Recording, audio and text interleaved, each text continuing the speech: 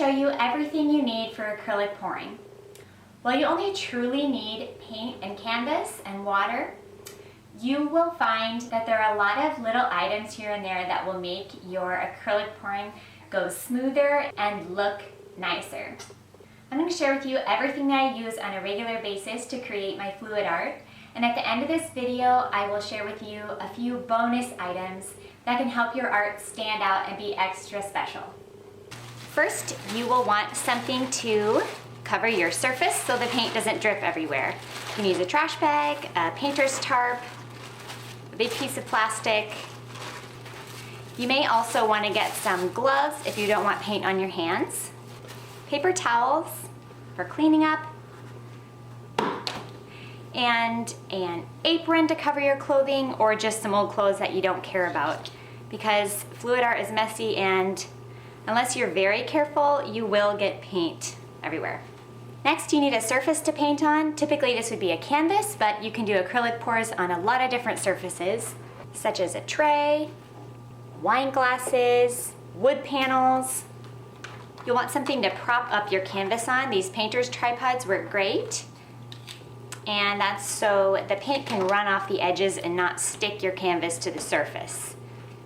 You can also use these little push pins, and they are really nifty and easy for just sticking on the underside into the corners of your canvas, and they hold the canvas off of your table just a little bit. A level for making sure that your canvas is parallel to the ground. If it's tipping even the slightest bit while your paint's drying, it will slowly move the design to one side of the canvas. So you want to make sure it's level.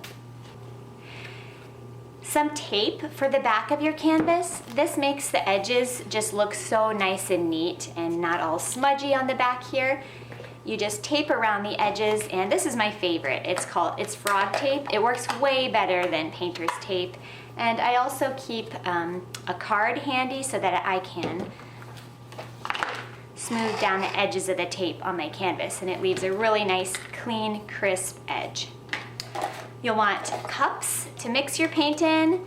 Come in all sorts of sizes, and so just choose what amounts here. If you're just mixing a little bit, you can get some little ones or bigger ones. You can use old yogurt containers.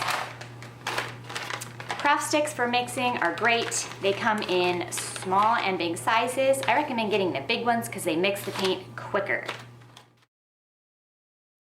And then of course you need paint. This is the fun part, choosing the colors that you want to use. You'll need water to mix your paint with. I use distilled water. You can use tap water, but this is just extra pure. And some kind of pouring medium. This is what I use almost always, is Floetrol. It's pretty cheap and it gives great results. Liquitex makes a good pouring medium as well, as do lots of other brands. A torch, this is just a kitchen torch. This pops all the air bubbles and also creates cells. And then some butane fuel to fill up your torch with. And I don't have it with me, but you might also want a hair dryer if you want to do a Dutch pour and blow the paint. These bottles are great for mixing paint in. I have a set of these, and when I'm mixing up a big amount of paint, I like to use them. They also have a lid so that you can save the leftover paint. It's not going to dry out. And you can do a quick mix of paint in these where you just shake the paint and your water together rather than stirring for hours on end. Now here's some extra items I don't use all the time, but they're really fun and helpful. Palette knives if you like to swirl your paint. This big cake frosting knife, or spatula rather. And this I use on my big canvases when I'm spreading out a big base layer of paint. Works great. Glitter if you like to add a little bit of glam onto your paintings. String if you enjoy string techniques. There's a whole bunch of videos out there. Look some of them up. They're really fun. Using string to make your paintings. I love adding crushed glass on top when I am finishing a painting with resin. Gives it some texture and sparkle. And I just ran out, but resin is another extra item that I love to finish my paintings with. Here's an example of one panel of a triptych that I have coated in resin, and it also has the crushed glass on top. Oh, and here's another thing you can get to embellish your paintings is gold leaf. You can see the veins running through. I love using gold leaf on my acrylic pours. So that's pretty much everything I use on a regular basis for acrylic pouring. And one last thing is it's handy to have a box.